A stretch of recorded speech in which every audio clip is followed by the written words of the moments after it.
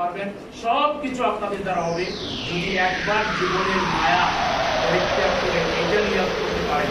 জীবন তো আল্লাহ দিয়েছেন এবং তার নিয়মে এটা যাবে।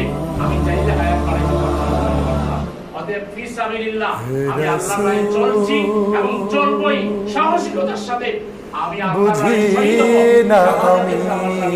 আমি আল্লাহর দরবারে রেখেছো বেঁধে তামান্নারত অবস্থায় মারা গিয়ে শহীদের মর্যাদা নিয়ে আমি আল্লাহর দরবারে যাব। রেখেছো বেঁধে মোরে কোন সুতো, জানি না গোপনে কেমন করে, জানি না গোপনে কেমন করে